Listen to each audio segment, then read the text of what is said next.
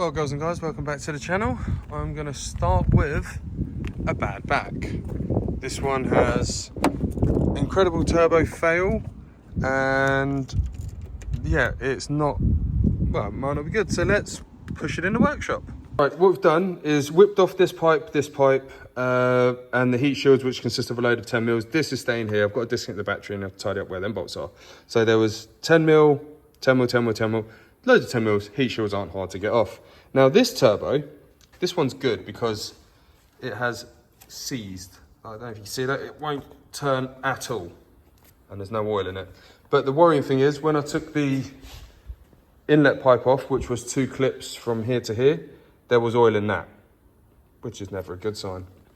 So all we've got to do is remove this clamp, these 3 bolts, there's 2 underneath that I'm going to get from underneath, 2 more bolts here, and there should be an oil return, and that should just come out, he says, laughing to himself. And obviously drain all the pipes. We've just done the turbo on the cash, guys, so that video should be up in a minute. And then we'll be doing this one as well. Good times, 2 turbos in a week.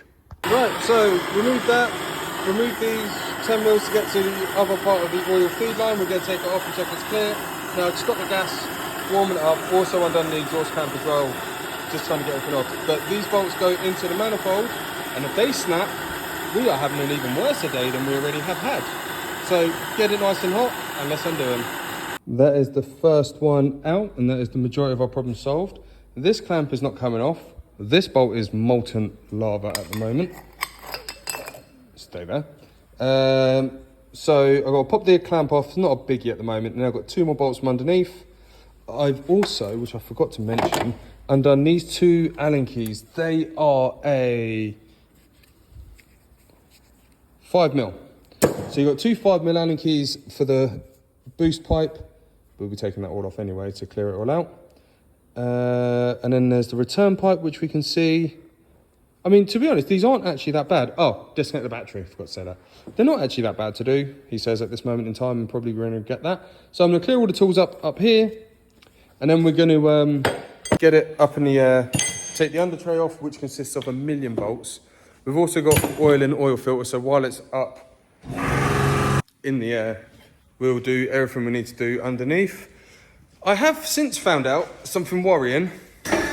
Turns out this did actually run on, and the customer said it stopped. However, when we got to it, we didn't know that, and we turned it over, and it does turn. So I don't know how this is gonna go.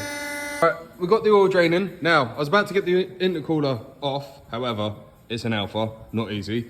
I've removed this cover here with, I'm not joking, 20, 30 odd bolts. I don't even know how many there is. I'll count on the way back up. What I've also noticed, they've got these one-use annoying clips here. So what we're gonna do, oh, and there's also an 8 mil there that goes into the intercooler. So I'm gonna remove them 2, 1 and 1. Then remove these 2 10 mils here and here to remove the brackets, to hopefully drop the intercooler down enough to cut them annoying clips off and drain the intercooler of the oil. All right, so quick little update. We're in the process of changing the oil filter, which is terribly lit up, but there. So we've already done everything. We're just waiting for a turbo.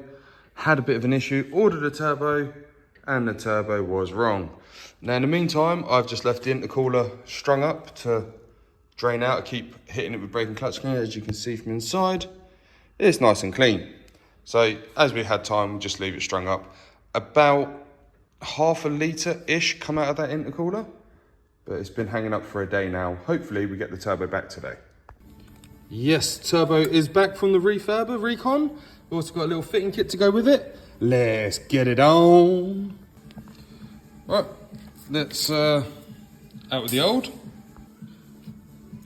Gently in with the new. Oh. I love this. I've given it a little bit of clean. What I've done is put some white grease. It's gonna fall again.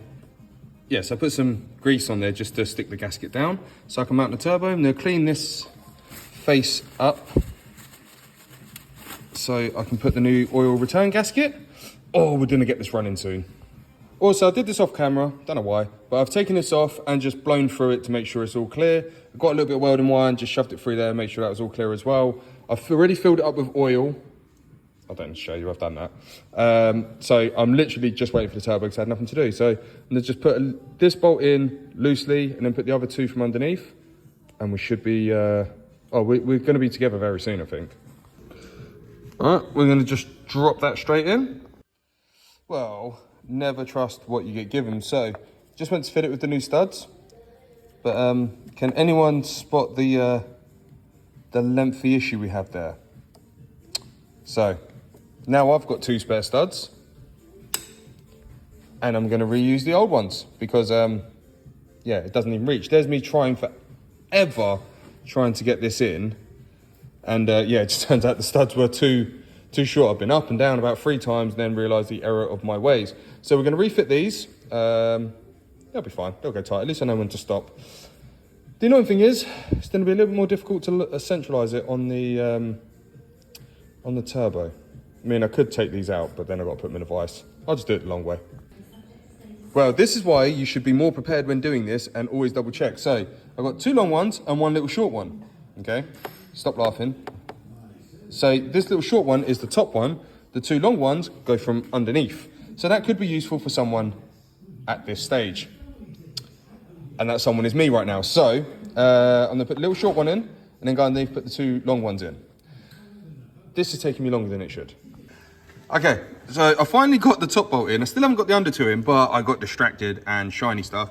Put that on, put this on, tightened it FT, put that one on, tightened it FT. Still not connecting everything, so I've got that bit sectioned okay. Gaskets on there, got to put the oil return, got to bolt this up.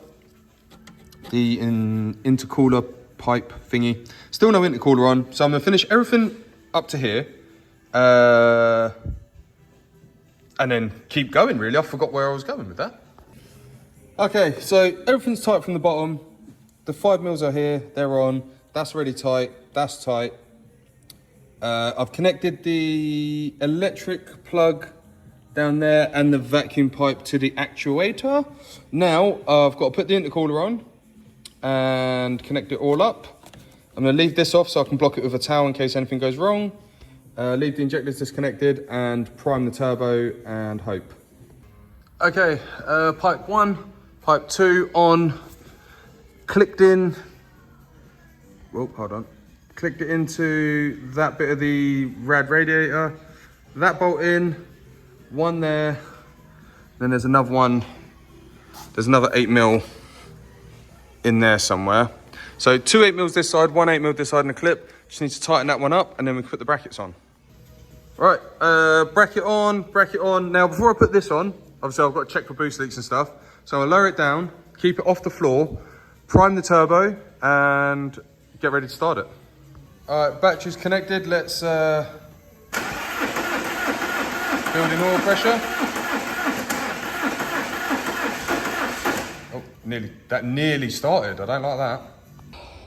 Okay, so the induction pipe's not on. Everything's in and connected, and you'll notice we are outside. This is probably going to go, well, it should be all right because we drained all the oil out of it. But I don't really want to record this bit because if it does go wrong, let's engage 6th. Okay. Come on, start up. Oh no, the battery's gonna go dead. Oh, we're gonna lose battery voltage. Well, at least it's got oil up there. All of that excitement for it just to not want to start. So I've managed to push it back a little bit to the workshop and I'm going to charge it up while I do the next job. Just what I want. Well, this is not the ending that I was looking for. Turns out that when this ran on, it ran on and then stopped. So it's actually heat seized.